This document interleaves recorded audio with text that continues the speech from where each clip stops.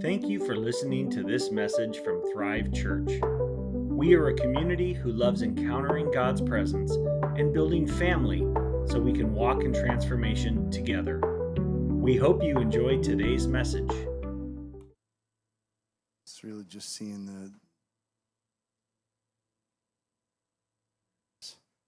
the beautiful picture the Lord was bringing for us this morning. Yeah, just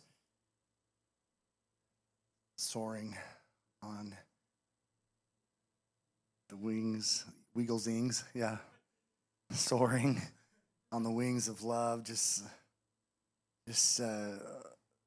being able to rest in Him. And it's interesting this week, and I didn't mention this to other people. I did mention it to Angie, but we still felt there was like a theme through the worship time, and Dale, what you said at the end, just so beautiful, like falling back into that feathers. Yeah, that was interesting, because I was just this week I was just pondering, talking with the Lord, thinking about what does it look like for us to press the reset button. And one of the things I heard the Holy Spirit say was that it's not starting over, it's leaning back. And just like that posture shift of, we're pushing in, pushing forward, doing what we've been doing, and the reset button is that opportunity to just take a deep breath and back. Like we sang, I picked that song that we sang very intentionally because it just was what I felt like the Lord was saying.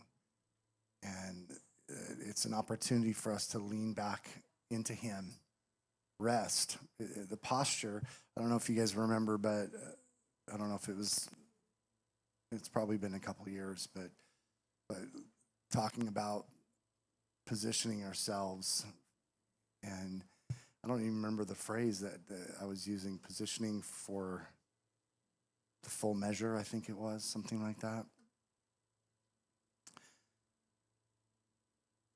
She doesn't remember either. She's looking. Positioning to receive the full measure. I was getting close.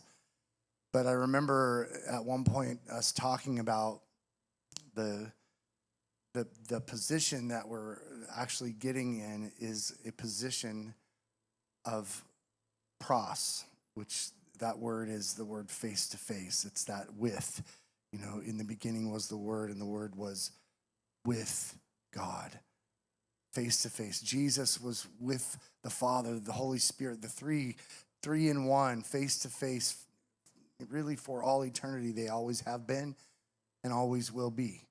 And they have been face to face, and that's that with, that word pros. So we said that our position is pros, but our posture is rest. You guys remember us talking about that? It's been a bit, but the Lord brought me back to that. Our position is face to face, that union that we're designed to live in and out every day, all day.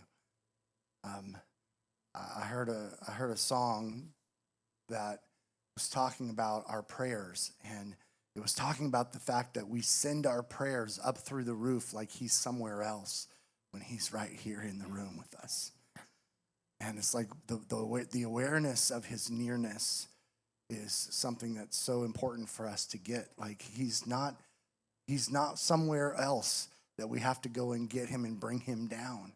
He's actually right here. And when when we're aware of that, when we make ourselves aware of that, in each moment of our lives, it's like, we all wake up with bad breath. Just saying, it happens to us all. Yeah, speak for yourself. Yeah. I was talking with David, and no, I'm just teasing. But we all have our moments of difficulty and struggle, and like You know, even with just normal stuff, it's like we don't have to have some big crisis, but we wake up not feeling energized, or we wake up feeling sad, or there's all sorts of things that happen in our world. And if in those moments we can remind ourselves, he is right there. He is not somewhere far. He's not distant. He hasn't put his hand up and said, well, you've got to fix some things before I'm going to hang out with you. He's right there with pros.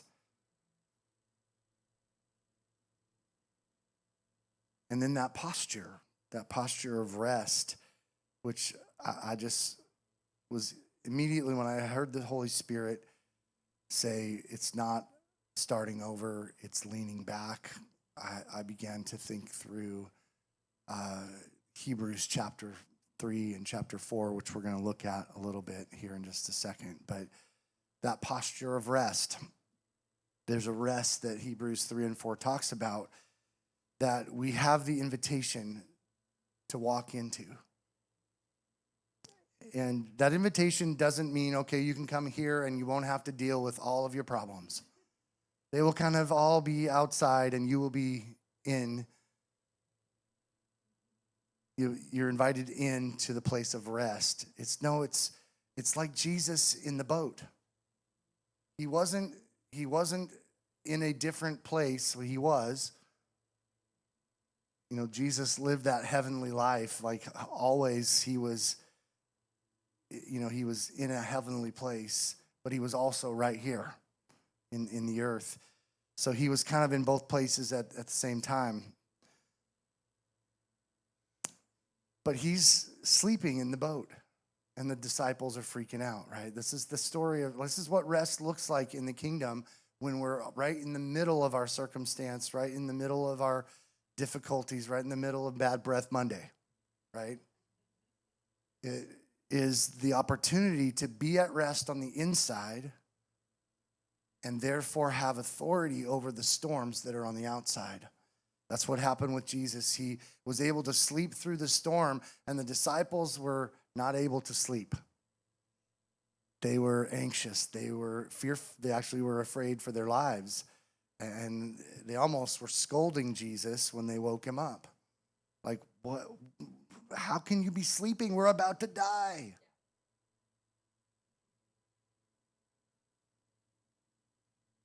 And he speaks peace over the storm. And just that opportunity for us to lean back. We did it in worship. It's like lean back in his loving arms, right? Just lean back. Take that deep breath. Our position is pros, face to face, in union. He's with us. But our posture is a posture of rest. And I want to look at some of that. Matthew chapter 11, verses 28 through 30, familiar verses for us all. But it says, "Come to me, all you who labor and are heavy laden." If you're working hard, come hang out with me. I will give you rest. All you who labor. I don't believe that the Lord is saying that hard work isn't a good thing. When we're talking about, being industrious and laboring for things, it's good for us to work hard. It's good for us to, I like to get outside and do some work that actually makes me build up a sweat, right? I like working hard. But I don't think that's what Jesus is actually addressing when he says this. He's talking about something on the inside of us. He's not talking about what we're doing with our days and our time. He's talking about where do we sit on the inside. And if you're laboring on the inside, he's inviting us to come to a place of rest. "Take my yoke upon you and learn from me, for I am gentle and lowly in heart, and you will find rest for your souls. For my yoke is easy and my burden is light.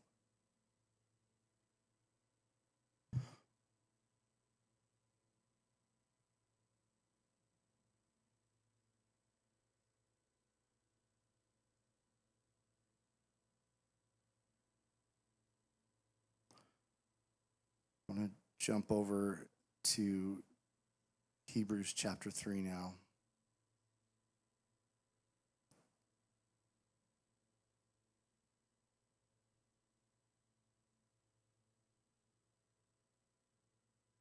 It's really chapter 4 that talks mostly about rest, but it kind of sets it up in chapter 3.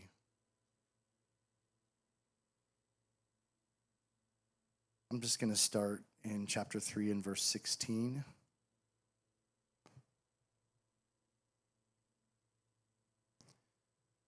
And it says, "For who, having heard, rebelled? Indeed, was it not all who came out of Egypt led by Moses? Now with whom was he angry 40 years? Was it not with those who sinned, whose corpses fell in the wilderness? And to whom did he swear that they would not enter his rest, but to those who did not obey? So we see that they could not enter in because of unbelief." And so I just want to just introduce this thought of, as we're talking about rest, and we're talking about that inner place of rest that we can find in him. This tells us that we can't get to that place of rest if we are in unbelief. They couldn't get there because of unbelief. And it wasn't punishment for them that they couldn't go in. It was actually that they could have gone into the physical space, but they wouldn't have had what they needed to have in order to be there, because what they needed was something that could only be obtained on the inside. And that isn't compatible with unbelief. I got to be honest this morning. I woke up this morning feeling burdened. I'm not even sure I know why. I can't think of why. Had a pretty good day yesterday. Smoked a brisket and it was really tasty. I mean, I had a good day. But when I woke up, I was feeling burdened and I wasn't fully sure why. But it's in these moments, just like I experienced this morning, that I find the entrance into rest comes through believing. It's about what I believe about myself, about what's going on in my life, really about, is he right there with me? Remember, the position is pros. It's that union, that face-to-face. He's with me. In the middle of my feeling burdened this morning, I can make a decision. I believe you're here, Lord. I don't know why I feel this way, but I believe you're here, that you're leading me. And even though I walk through the valley of the shadow of death, I will fear no evil. Why? Because you're with me. It's that witness like that we can tap into. I don't have to fear, not because it's not the valley of the shadow of death, because it is. It's the valley of the shadow of death. But I don't need to be afraid of death. I don't need to be afraid of what the pain might be. I don't need to be afraid of what it is I'm concerned about. Why? Because he's with me. It's that belief that he's actually there, doing it with me, carrying me, walking with me, whatever it looks like. I mean, I think we have different interactions with the Lord. It's not always like he does all the work. Sometimes he like urges us, like, would you do it? Here, this is what you should try. But he's with us. And here in in Hebrews 3, it's talking about the children of Israel who were not able to enter into the promised land because of their unbelief. Now, I took a look at what this said in the Mirror translation because my wife actually read it to me and said, you should look at this. Grateful for you. Thanks. But this is what the Mirror translation says in the very same verses that we just read. It says this: the same people who experienced God's mighty act of deliverance out of Egypt under the leadership of Moses were the very ones who rebelled. Like, okay, folks, we're talking miracles here. They weren't quite enough for these people. And honestly, I don't think they're meant to be. We're not supposed to be hanging our faith on his works. Even when Jesus says, if you don't believe me that I'm in my Father, at least believe me for the works that I do.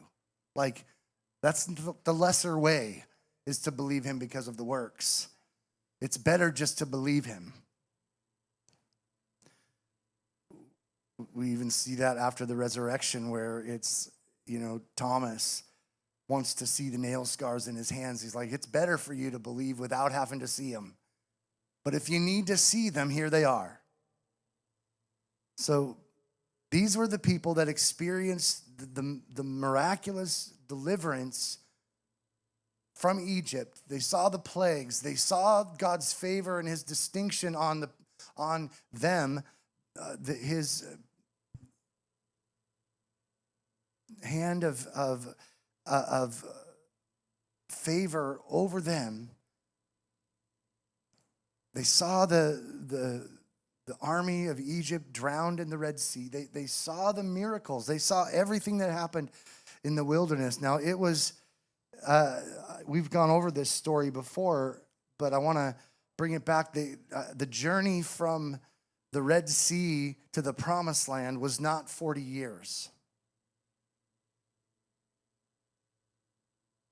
It was actually a short time. I don't know what it was. Maybe they traveled a month. They were well over 1 million people. Maybe it took them a little bit, but it wasn't 40 years of time. It was actually a short journey. The 40 years happened after they got to the Promised Land and couldn't enter in because of their unbelief. Are you following me with this story? They got to the edge of the Promised Land and God told them to send out spies. You remember the story, right? They sent out 12 spies, one from each tribe of Israel, and they came back and they were like so amazed at the Promised Land. They thought this Promised Land, it stacks up to exactly what God promised us. It absolutely, they used words that were from prophetic promises that were spoken for them ages before. This was the land flowing with milk and honey, right? This was it. They came back and every single one of them, all 12 of the spies, said, absolutely, this is it. The land flowing with milk and honey. It actually talks about how they had to carry one cluster of grapes on a stick between two men because it was so big. This was promise. This was the fulfillment of everything God had spoken over them. This is what you were made for. This is where you're made to enter in. But they didn't believe.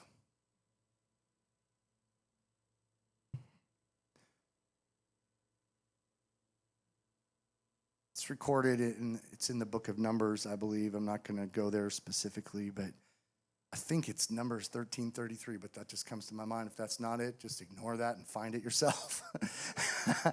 But they come back from the Promised Land and they say, we were as grasshoppers in the sight of these giants.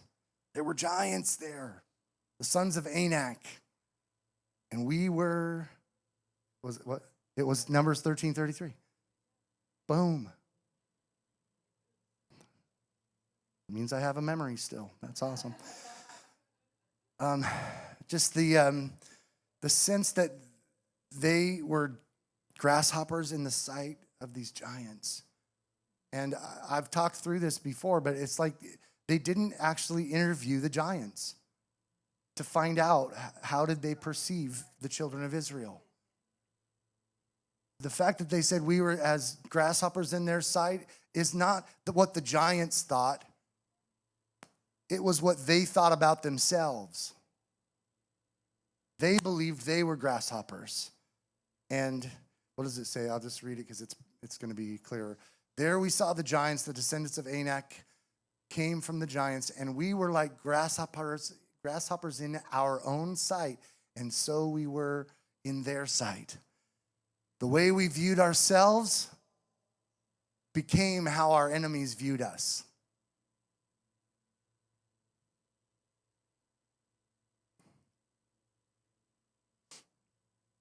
This is their unbelief.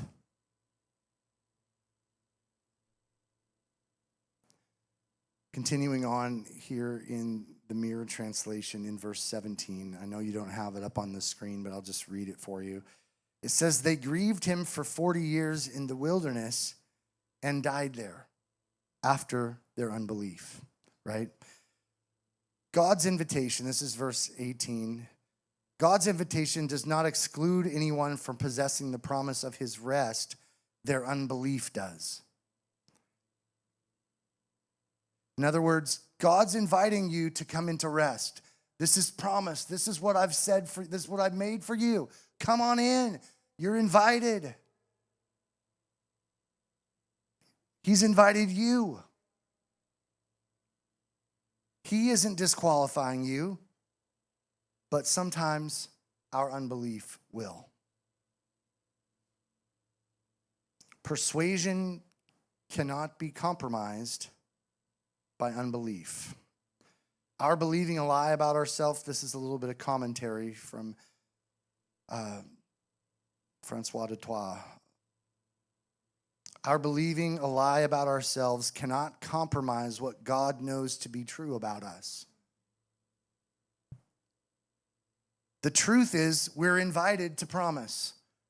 The truth is, we were made for rest. The lie is, they're giants. Actually, it's true that there are giants, but the lie is that we can't defeat them, right?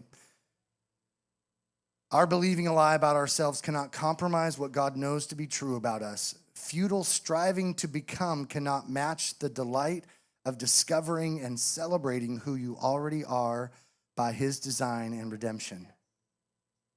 His rest declares his perfect likeness revealed and redeemed in human form. And then he says in verse 19, the point is this, even though they survived by supernatural means in the wilderness for 40 years, they failed to grasp what God had in mind for them. Their own unbelief disqualified them. Now I want to jump into Hebrews chapter 4, because what we just read is the end of Hebrews chapter 3. And Hebrews 4 verse 1 says, therefore, since a promise remains of entering his rest, let us fear lest any of you seem to have come short of it. Now, this is the writer of Hebrews no longer talking about the story back in the Old Testament, but the writer is speaking to the current audience. Therefore, since a promise remains of entering his rest, let us fear lest any of you seem to have come short of it.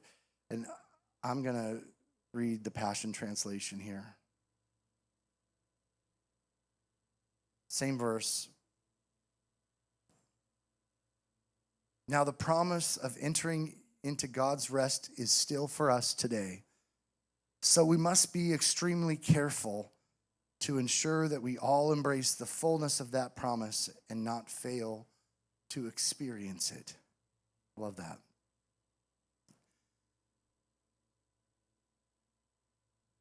In the Passion Translation, it actually titles this section, Hebrews 4, starting at verse 1, and it says, the faith rest life.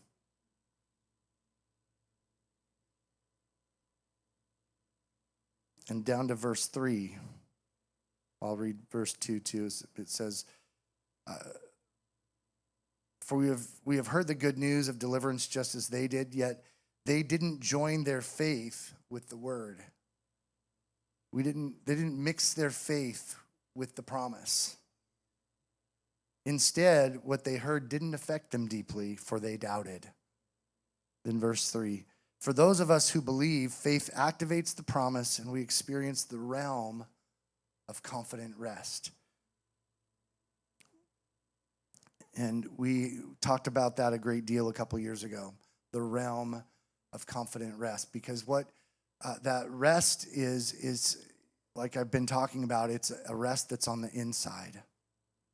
It's not a rest that is on the outside necessarily. God's not just inviting us to sip Mai Tais and enjoy the cool breeze. There's work to be done. There's things that he has made us for. There's things that we are to be doing.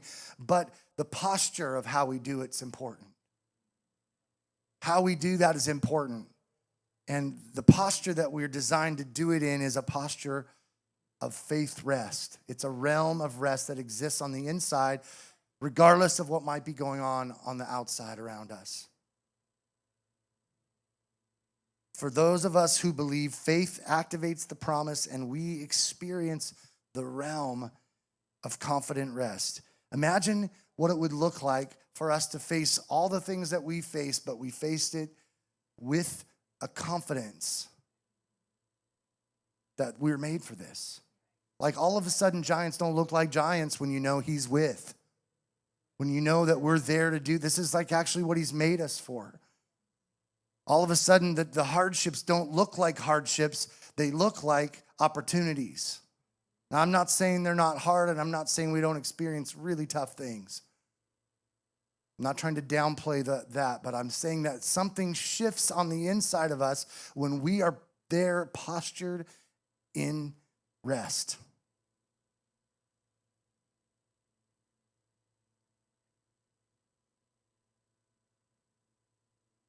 We hear the idea of the promised land and we think they're going to go in there and just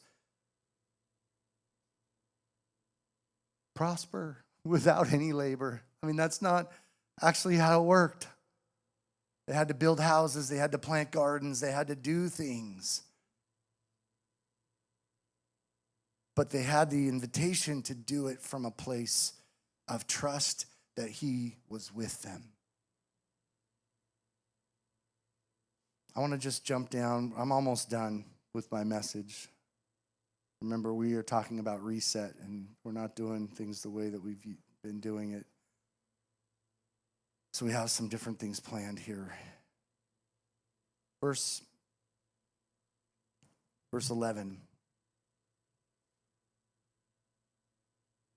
The whole chapter is worth a read in various translations, but I'm just going to read this verse 11 in the Passion Translation, because it happens to be what I'm looking at right now. It says, so then, we must be eager to experience this faith rest life so that no one falls short by following the same pattern of doubt and unbelief. So then, we must be eager to experience this faith rest life so that no one falls short by following the same pattern of doubt and unbelief. I'm actually going to read it in the New King James. New King James says, let us therefore be diligent to enter that rest, lest anyone fall according to the same example of disobedience. And I want to talk about some of the words that are in here because they're important, at least to me. And I'm looking it up in the King James, and it has my lexicon here, but It actually in the King James says, and I think this, I kind of find this funny because of what it's actually saying. You can leave is this the New King James? Oh, you got the King James up. Look at them. They can actually do King James back there now. I didn't even know that. So it says in the King James, let us labor, therefore, to enter into that rest. If that isn't like a conundrum, right? It's like, let us labor to enter rest. But I don't think that's a very great translation in my own opinion. But it is what it is. Let us labor. That word labor is actually the Greek word spoudazo. It's kind of fun to say, spoudazo.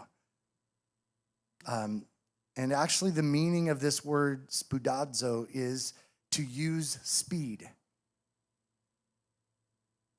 In other words, it's not talking about hard work or toil. It's talking about the speed, how quick you respond.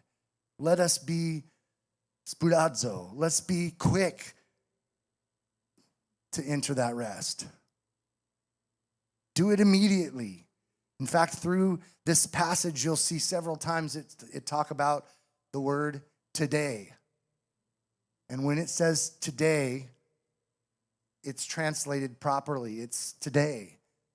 That is our opportunity right now today to enter into that rest.